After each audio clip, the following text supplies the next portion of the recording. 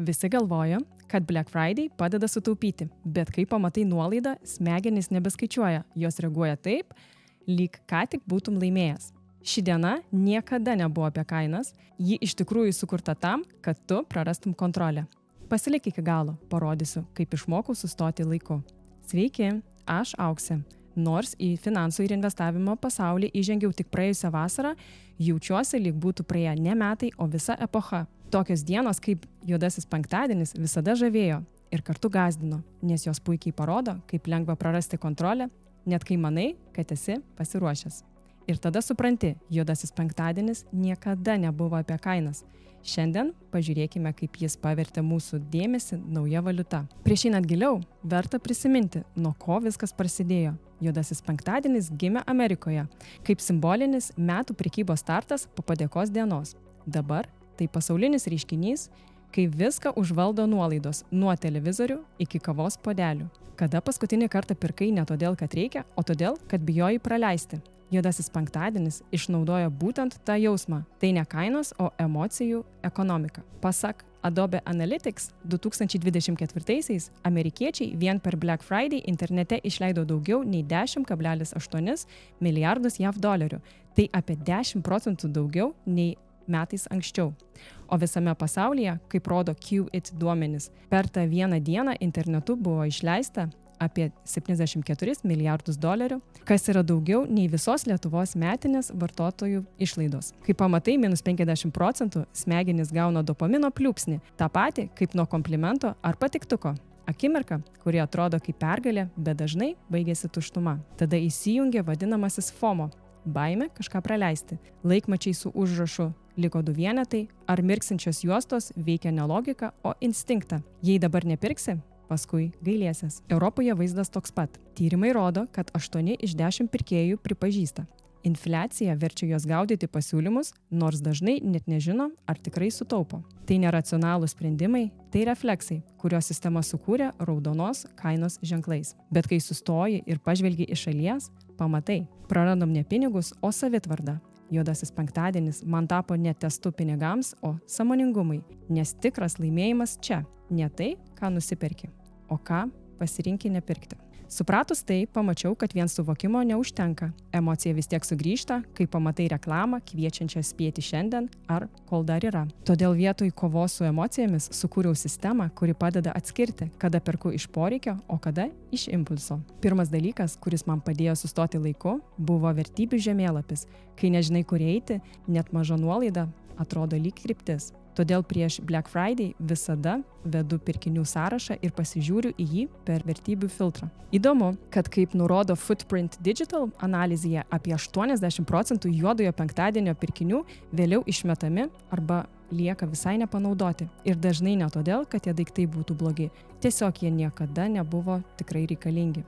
Todėl peržvelgus sąrašą paklausiu savęs, ką tai man duos iš tikrųjų. Dažnai užtenka tokio klausimo, kad noras pirkti praeitų. Antras dalykas, kuris man padėjo išlaikyti ramybę, buvo tai, ką vadinu emocijų biudžetu. Tai nedidelis, sąmoningai atidėtas kiekis pinigų momentiniam noram, kad jie nevirstų nevaldomu elgesiu vėliau. Dabar spontaniškumas tapo suplanuotas. Kartais tai tiesiog smulkmena, mažas džiaugsmas be kaltės, keista, bet kai tai darai sąmoningai, noras šį biudžetą liesti vis retesnis, nes leidimas ramina labiau nei draudimas.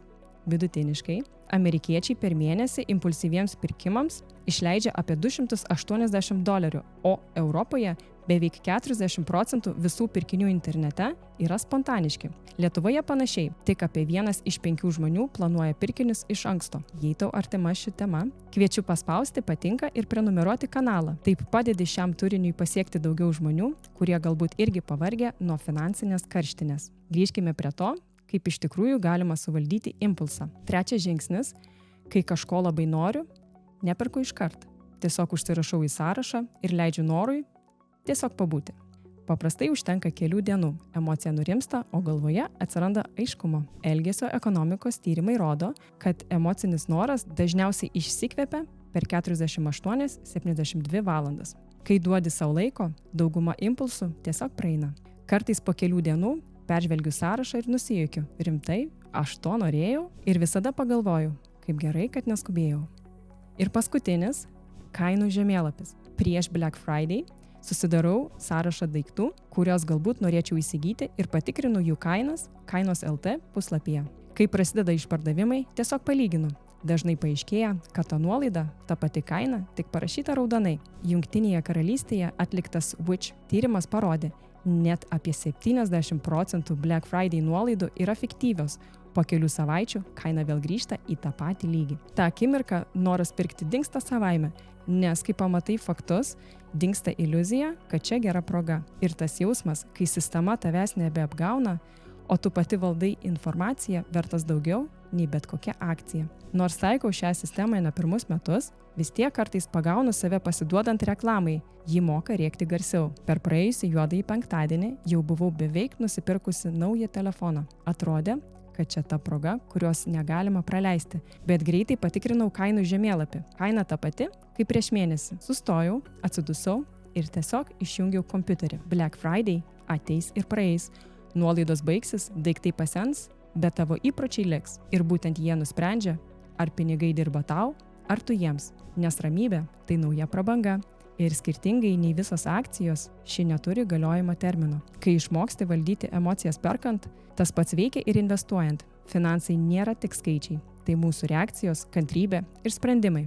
Jei nori mokytis valdyti ne tik pinigus, bet ir save, kviečiu prenumeruoti. Čia kalbu apie finansus taip, kaip jie veikia iš tikrųjų, per emocijas, įpročius, sprendimus. O kaip tu? Ar esi kada pagavęs save perkant ne iš poreikio, o iš emocijos? Pasidalink komentaruose, kaip tu tvarkaisi su tomis nuolaidų pagundomis. Ir jei dar nematai, pasižiūrėk video, kaip vienas sprendimas sustabdė 90% investavimo klaidų. Jis puikiai parodo, kaip ramybė gali būti tavo didžiausia investicija. Iki kito karto.